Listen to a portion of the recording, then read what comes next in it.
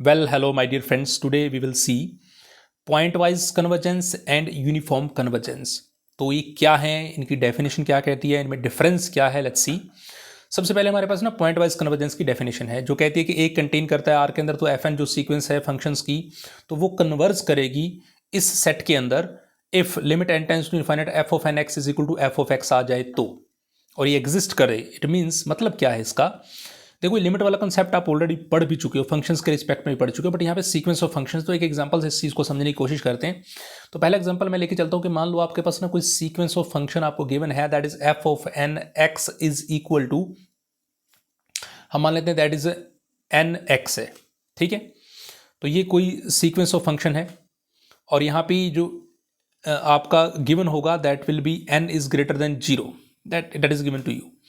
तो हमें क्या करना है, हमें कंसेप्ट पढ़ा हुआ लिमिट वाला कि लिमिट लें अगर हम एन टेंस टू इनफाइनाइट, यानी कि इस पूरी सीक्वेंस में जो एन है इसको वेरी कर देते हो इनफाइनाइट तक, तो अगर वो एक वहाँ पे कोई लिमिट फाइनाइट एग्जिस्ट करती है उसकी, तो बोलोगे कि भाई सीक्वेंस क्या है, कन्वर्ज करेगी। तो देखो अब इनफाइनाइट पुट करो तो इनफाइनाइट आएगा, मतलब क्या होगा भाई ये जो सीक्वेंस मैंने ली है ना ये सीक्वेंस कन्वर्जेंट तो नहीं है, ठीक है, क्योंकि ये फाइनाइट लिमिट नहीं एग्जिस्ट कर रही इसकी, इसका मतलब ये डज नॉट कन्वर्ज होगी। अभी बड़ी सिंपल सी आगे इसकी और फॉर्मल डेफिनेशन भी करेंगे। तो चलो एक और एग्जांपल से समझते हैं कि सीक्वेंस ऑफ फंक्शन कन्वर्जेंट कब होता है। तो एक और एग्जांपल लेता हूं मैं, सेकंड एग्जांपल है। तो इस बार मान लो कि F of N x is equal to आपको गिवन है, मान लिया मैंने X by N, this is the another sequence of function, okay. तो here what you have to do, you have to take limit N tends to infinite again x by n, and here you will see it will becomes 0, it will tends to 0, 1 by infinite tends to 0. It means this is sequence is what, this is a convergent sequence and converge where, converge to 0, okay। तो ये तो फिर कहानी clear होगी ना कि यार point wise convergence का मतलब ही आपको क्लियर हो गए हैं, तो कि सीक्वेंस ही कन्वर्ज कर रही है तो सिंपल लिमिट लो और बात खत्म। भाई इतना भी इजी नहीं है, ठीक है, थोड़ा इसको और डीप चलते हैं। तो ये एक पूरा कंसेप्ट आपको क्लियर होने वाला है बच्चों यहाँ पे, ठीक है। एक एक बिल्कुल आपका यूनिफॉर्म कन्वर्जेंस क्या है, पॉइंट वाइज कन्वर्जेंस क्या है, इसको ग्राफिकली भी आपको समझाऊंगा, इसकी फॉर्मल डेफिनेशन भी आपको समझाऊंगा, तो देखते रहिए, लेट्स सी। अब बच्चों हमने ना ये पढ़ लिया कि भाई अगर लिमिट लेते हैं और लिमिट फाइनाइट एग्जिस्ट करती है तो सीक्वेंस कन्वर्जेंट होती है। अब ना एक और इसी सीक्वेंस को लेके चल रहा हूँ मैं, f of N x is equal to, ये जो सीक्वेंस ऑफ फंक्शन आपको गिवन है एक्स बाय एन, यहाँ एन भी वेरी करता है और एक्स भी वेरी करता है, ठीक है। तो इसीलिए तो ये सीक्वेंस ऑफ फंक्शन है और इसकी डेफिनेशन आपको ऑलरेडी करवा चुका हूँ। हेयर एक्स बिलोंग्स टू क्या है, आर है। चलिए, तो f of N x is equal to जो एक्स बाई एन आपको गिवन था, इसमें अगर आप एन को वेरी कर रहे हो पहले, तो n is by is equal to 1 2 3 4, ये आपने वेरी कर दिया, ठीक है जी। तो जैसे आपने एन को वेरी किया तो ये आपके पास एक सीक्वेंस जनरेट हो गई, ओके। अब आप कहते हो कि जी एक्स बिलोंग्स करता है किसको, आर को। तो ये जो सीक्वेंस ऑफ फंक्शन एक जनरेट हुई है तो इसमें हम एक्स को भी वेरी करेंगे, तो इसका हम ग्राफ भी बनाते हैं सॉरी, क्योंकि जो भी फंक्शन होता है ना वो कोई ना कोई तो ग्राफ उसका बनता ही है, हर फंक्शन का कोई कर्व कोई लाइन कुछ ना कुछ जरूर होती है। तो हमारे पास तो यहाँ तो सीक्वेंस ऑफ फंक्शंस है तो यहाँ पे बहुत से ग्राफ बनने वाले हैं। तो देखो बच्चों, जो हमने f of N x is equal to लिया ना, x by 1 x by 2 x by 3, ये एक सीक्वेंस बनी हमारे पास, सीक्वेंस ऑफ फंक्शंस की, जिसमें डिफरेंट डिफरेंट फंक्शंस हैं। एक्स बाई 1 एक सेपरेट फंक्शन है, तो एक्स को मान लो मैं 0 रख लूँ तो ये सीक्वेंस कुछ ऐसी बनेगी, 0 बाय 1, लाइक इसको बोल सकते हो डायरेक्टली 0 0 0 0 ऐसे करके। तो इसका मतलब पूरी सीक्वेंस कहाँ जा रही है, कहाँ कन्वर्ज कर रही है, 0 पे कर रही है, इट टेंड्स टू 0। 1 रख के देख लो क्या होगा, अब 1 रख के देखोगे तो क्या आएगा, 1 बाई 1 1 बाई 2 1 बाई 3 एंड एसो ऑन। अब ये एक पैटर्न सा बन गया, ये आपको ऐसे लग रहा है कि ये एक सीक्वेंस है जिस ये भी टेंस टू क्या होगी, 0, क्योंकि ये कैसी सीक्वेंस है, ये 1 बाय n ऐसी सीक्वेंस नहीं बन रही, that is sequence of 1 by n, और फिर limit n tends to infinite लोगे तो it will becomes but it will tends to 0, clear. अब भाई x is equal to 1 by 2 लेके देख लो, अब 1 बाई 2 लेके देखते हो तो ये बनेगा 1 by 2 1 by 4 1 by 6 and as so on, ये भी चलती चली जाएगी। तो ये भी क्या बन रही है, ये 1 बाई 2 एन टाइप बन रही है, तो इट विल टेंस टू 0। ऐसे अगर आप x is equal to 1 by 3 लेते हो, x is equal to 1 by 4 लेते हो, तो लगभग आपकी आप देख पा रहे हो यहाँ पे कि जो सीक्वेंस क्या हो रही है, टेंस टू 0 हो रही है। तो इट मीन्स कि मेरे पास ये f of x is equal to x यानी कि Y is equal to x वाला फंक्शन हो गया, फिर एक्स बाई मैं 2 ले लूँ, एक्स बाई 3 ले लें, डिफरेंट डिफरेंट फंक्शन जो मैंने ऊपर वाले जो एफ ऑफ एन एक्स में अलग अलग फंक्शन बन रहे हैं ना, x by 1, x by 2, x by 3, इसको मैं ले लेता हूँ। तो जैसे आप लोगे तो आपको पता है कि स्ट्रेट लाइन बनती है फंक्शंस का ग्राफ इसका, तो एक f of x is equal to x हो गया, f of x is equal to x by 2 हो गया, एक्स बाई 3 हो गया, सो ऑन। तो ये ग्राफ बनाते चले जाओ, तो देखो कि पूरी सीक्वेंस का जो लास्ट ग्राफ आएगा वो कहाँ चला जाएगा बच्चों, इनफाइनाइट तक इसको ले जाओ, तो वास्ट वो एक्स एक्सिस टेंस टू 0 हो जाएगा। ओके, तो यानी कि ये पूरी की पूरी जो सीक्वेंस ऑफ फंक्शंस है, this is converging to what, converging to 0। Okay, I hope so कि आपको लिटिल बिट इसका ग्राफिकली जो कंसेप्ट है वो भी आपको थोड़ा समझ में आया होगा कि एक्चुअल में देखो यहाँ पे भी हमने लिमिट लिया था, टेंस टू क्या हो रहा था, 0 हो रहा था, तो कन्वर्स किस पे कर रही थी, 0 पे कर रही थी। तो आपको ग्राफिकली भी आपको कंसेप्ट समझ में आ गया कि जब मैं इसको सीक्वेंस को बढ़ाता चला जा रहा हूँ तो at the end it will tends to what 0, यानी कि आपको इनफाइनाइट तक जाना है, तो इनफाइनाइट तक जाके ये सीक्वेंस कहाँ कन्वर्स करेगी। एक और एग्जाम्पल लेता हूँ मैं यहाँ पे ना f of N x is equal to ले लेते हैं x raise to power n, this is the another sequence of function to you have.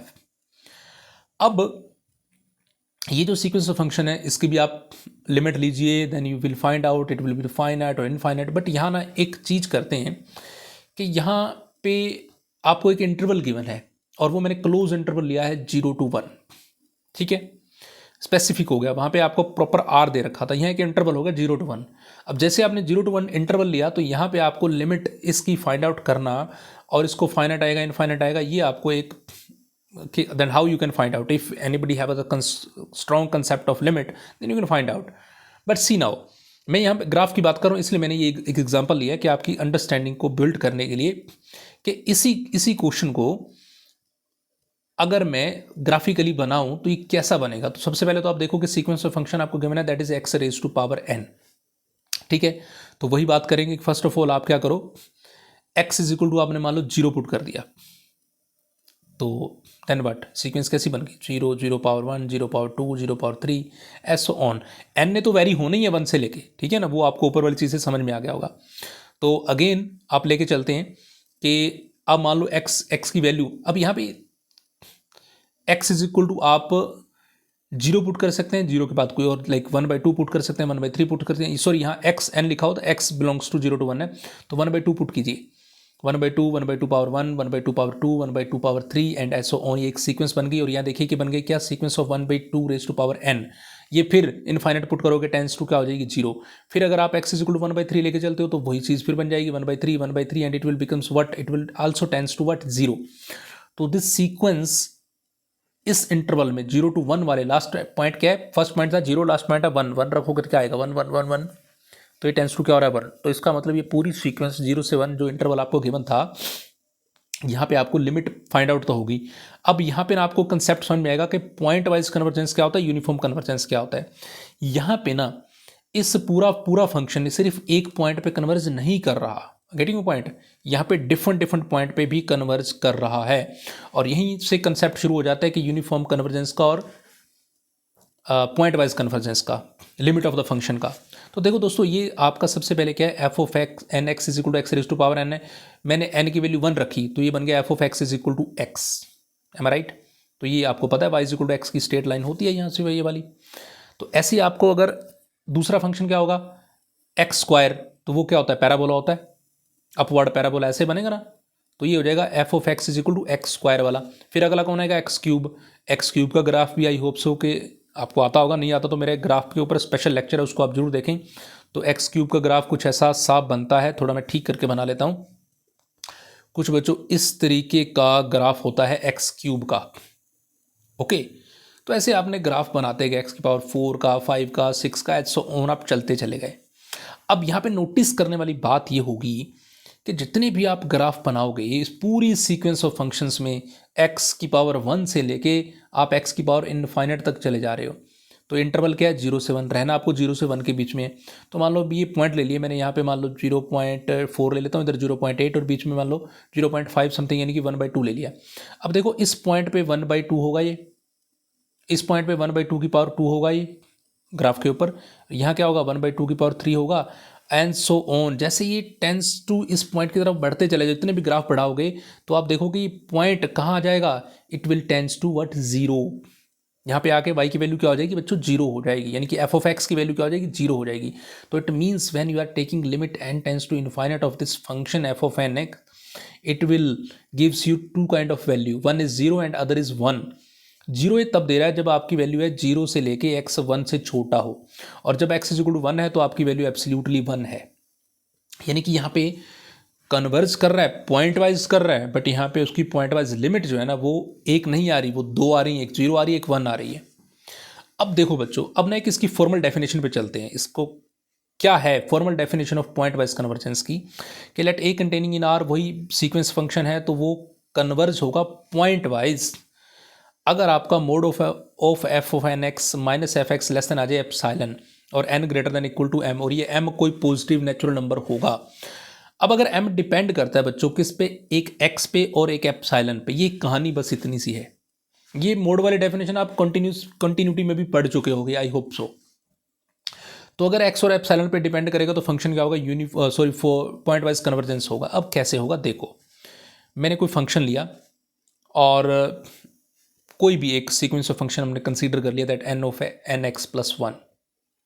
ठीक है, फॉर्मल डेफिनेशन से इसको प्रूव करेंगे। देखो अब आप सबसे पहला आपको पता है क्या काम करना है, सबसे पहला आपको ना इसमें लिमिट वही काम करना ही करना है, वो n tends to n infinite वाला लिमिट लेनी है। तो सबसे पहले आप क्या कीजिए कि जो f ऑफ x है, यानी कि limit n tends to infinite आप लोगे, तो इस फंक्शन को आप देखिए कि इसकी कोई फाइनाइट लिमिट एग्जिस्ट करती है या नहीं करती। तो f ऑफ n x पे आपने n टेंस टू इनफाइनाइट ले लिया, तो ये 1/n(x + 1) आपको गिवन था, तो इसमें आप 1/n(x + 1) में n tends to infinite put करोगे तो you will see that it will becomes what, 1/∞ and it will become 0। तो इसका मतलब ये जो सीक्वेंस ऑफ फंक्शन है it is point wise convergent at 0। अब कहेंगे सर फिर आगे करने की जरूरत क्या है, ये फॉर्मल डेफिनेशन की जरूरत क्या है? भाई इस फॉर्मल डेफिनेशन से आपको यूनिफॉर्म कन्वर्जेंस की और पॉइंट वाइज कन्वर्जेंस की एक्चुअल कंडीशन पता चलती है। अब हम बात करेंगे आगे कि फंक्शन कन्वर्ज तो कर गया पॉइंट वाइज किस पे, 0 पे। अब इसको फर्दर मैं चेक करूंगा कि ये एप्सिलॉन पे डिपेंड करता है या एक्स एप्सिलॉन पे डिपेंड करता है, वहां से आपको यूनिफॉर्म कन्वर्जेंस की कंसेप्ट समझ में आ जाएगा। अब देखो, अब आपने लेट कर लिया कि जो epsilon greater than 0 be any given, ये आपको सबसे पहले डेफिनेशन में ये एक्सेप्ट लेट करना ही होता है, that epsilon be a given for convergence, so f of N x minus fx having mode, f of nx minus fx having mode that is less than epsilon for all n greater than equal to m। एक condition है, ये definition है भाई, इसका कुछ कर नहीं सकते। तो f of nx आपको क्या गिवन है बच्चों, 1/nx + 1, ठीक है ना। तो 1/nx + 1 लिखिए, तो 1/nx + 1 माइनस, यहां से आपको पता चला फंक्शन की लिमिट का, यहाँ इसकी जरूरत है, वो जो आपने limit n tends to infinite करके 0 निकाली थी ना, उसको रखना है भाई यहाँ, इसलिए वो निकाली थी, that is less than epsilon for all n greater than equal to m। तो यहाँ जो आपने 1/nx + 1 लिखा है लेस देन एप्सिलॉन, अब इसको थोड़ा सा और सिंप्लीफाई करते हैं, तो 1/nx + 1 that is less than epsilon. Okay, यहाँ आपको ढूंढ के लाना है n की वैल्यू को, तो जल्दी से इसको सॉल्व कीजिए और n की वैल्यू को सेपरेट कर लेते हैं। nx + 1 that is less then 1/nx that is less than epsilon. अब ये कैसे हो गया, अब आपको पता है कि भाई अगर आप ये देखें कि मैं nx + 1 लिखूं तो वो आपको पता है कि बड़ा होगा nx से, और इसको 1 कर दूंगा तो क्या हो जाएगा, उल्टा हो जाएगा, 1/nx + 1 छोटा हो जाएगा किससे, 1/nx से। तो वही हुआ है, 1/nx + 1 छोटा है किससे, 1/nx से, और 1/nx छोटा हुआ किससे, एप्सिलॉन से। तो इट मीन्स यहाँ से अल्टीमेटली हमें ये चीज़ मिल गई that 1/nx that must be less than epsilon, and epsilon be any given. So here you can see the nx is greater than 1/epsilon, and here you can see the value of n, you reached at value of n that n must be greater than 1/x and epsilon। तो यहाँ मैंने observe कर पा रहा हूँ directly कि भाई ये जो n है, अब n को क्या लेना है आपने, m be a positive natural number. तो जब आप n को, यानी कि n को रिप्लेस करके m लिख दो और कोई फर्क नहीं पड़ता, किसी में कैपिटल N भी लिखा हुआ होगा।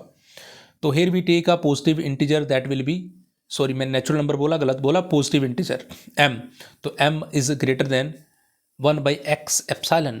तो here 1 by x epsilon it means m is depends on x as well as on epsilon. ये दोनों पे डिपेंड कर रहा है, ठीक है, एक पे नहीं डिपेंड कर रहा। तो यानी कि m की जो भी वैल्यू आने वाली है वो x और एप्सिलॉन पे डिपेंड कर रही है। तो जब x और एप्सिलॉन पे डिपेंड करती है तो आपको क्लियर होता है कि ये फंक्शन क्या है, पॉइंट वाइज कन्वर्जेंट है, ठीक है। ये यूनिफॉर्म कन्वर्जेंट नहीं है, पॉइंट वाइज कन्वर्जेंट है। और पॉइंट वाइज कन्वर्जेंस किस पे है, 0, ये आप ऑलरेडी निकाल चुके हो, ठीक है। तो ये एक फॉर्मल डेफिनेशन थी जिससे हमें एक कंसेप्ट समझ में आता है कि पॉइंट वाइज कन्वर्जेंस क्या है। अब हम बात करेंगे ना आगे यूनिफॉर्म कन्वर्जेंस की। तो यूनिफॉर्म कन्वर्जेंस क्या है बच्चों, तो लेट कर लिया ए कंटेनिंग इन आर, यानी कि पूरी डेफिनेशन वही है, f of N x minus F x less than epsilon for n greater than equal to M, और एम एक आपके पास नेचुरल नंबर है। तो here m depends only on epsilon, तो एम एक डिपेंड करेगा एप्सिलॉन के ऊपर, ठीक है। वहाँ एक्स और एप्सिलॉन दोनों पे डिपेंड कर रहा था। अब इसको चलिए कोई क्वेश्चन लेके चलते हैं। तो x by 1 by epsilon, sorry x by 1 plus n x हमने ले लिया एक क्वेश्चन। तो इसको सबसे पहले एन टेंस टू इनफाइनाइट लीजिए और इसके लिमिट फाइंड आउट कर लीजिए। X by 1 plus n x में आप n tends to infinite put कीजिए और इसके लिमिट फाइंड आउट कर लीजिए, and here you will see the limit will becomes 0। तो it means you know that this function is converging to 0 and it is a point wise convergence. अब बात करेंगे कि क्या ये यूनिफॉर्म कन्वर्जेंट होगा या नहीं, ओके। बट अगर आपसे यूनिफॉर्म कन्वर्जेंस की बात है तो आपको करना वही है जो आपको पॉइंट वाइज कन्वर्जेंस में आपने काम किया है। तो वैसे ही आपको क्या करना है, first of all now let epsilon be any given to check the convergence of this function. What we will take, that will the function in the mode, the mode of f of nx minus f of x, okay।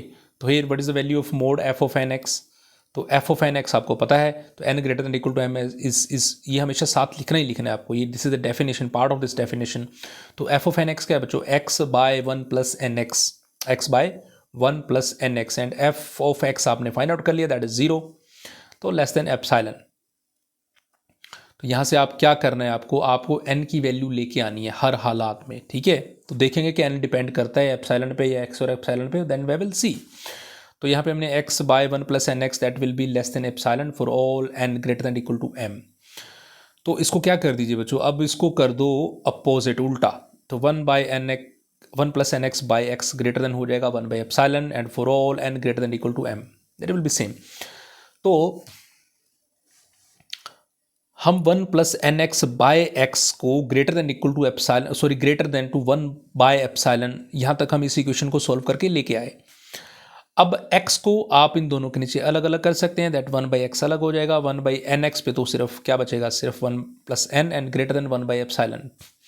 अब यहाँ पे ना n की value चाहिए हमें, तो n की value निकालने के लिए तो पहली बात जो x वाला पोर्शन है उसको उठा के आपको उधर ले जाना होगा, यानी कि इसमें एक्चुअली इधर नहीं ले जाते, बट समझाने का तरीका बस एक, n इज ग्रेटर देन क्या हो जाएगा 1 by epsilon minus 1 by x। तो with the help of eliminating, अब आप देखिए कि n ग्रेटर देन है, 1 by एप्सिलॉन में से कुछ घटा रहे हो, 1 by एप्सिलॉन में से कुछ माइनस कर रहे हो, तो इसका मतलब ये हुआ कि 1 by एप्सिलॉन से भी तो बड़ा ही रहेगा ये, क्योंकि 1 by एप्सिलॉन तो एटलीस्ट बड़ा रहेगा ना, किससे, अगर मैं इसमें से कुछ माइनस कर दूं, जैसे n आपने कहा ग्रेटर देन 1 by एप्सिलॉन और greater than 1 by epsilon minus x, यानी कि 1 by एप्सिलॉन तो 1 by एप्सिलॉन माइनस एक्स से बड़ा रहेगा, तो इट मीन्स n इससे बड़ा रहेगा। तो इसमें आप डायरेक्टली इस इक्वेशन से ये बात बोल सकते हो that n greater than 1 by epsilon. अब आपने लिखा n greater than 1 by epsilon, तो इसका मतलब m ग्रेटर देन 1 एप्सिलॉन, क्योंकि m is a positive natural number and we have taken that in the from the definition. तो अब m greater than क्या है 1 by एप्सिलॉन, ओके। अब m अगर ग्रेटर देन 1 by एप्सिलॉन है तो इसका मतलब ये डिपेंड कर रहा है सिर्फ और सिर्फ किसके ऊपर, एप्सिलॉन के ऊपर। तो अगर m सिर्फ एप्सिलॉन के ऊपर डिपेंड कर रहा है तो इट मीन्स इसको बोल सकते हो कि that is the function that is a uniform convergence, okay, not only point wise convergence. तो अगर ये यूनिफॉर्म कन्वर्जेंस है तो पॉइंट वाइज कन्वर्जेंस तो ऑलरेडी हो गई। तो पॉइंट वाइज कन्वर्जेंस क्या था बच्चों? पॉइंट वाइज कन्वर्जेंस आपका किसी एक पॉइंट पे पूरी की पूरी function sequence of functions converge कर जाए, ठीक है, जब n टेंड्स टू इनफाइनाइट लो। तो उसको फाइंड आउट करने के हमारे पास क्या थे, हम इसको by the help of graph भी इसको समझ सकते हैं, बट आपको क्या करना है, आपको सिंपल डेफिनेशन दो है, एक लिमिट वाली फंक्शन की और एक फॉर्मल डेफिनेशन जो ये मोड वाली है, इसको ही आपको याद रखना है।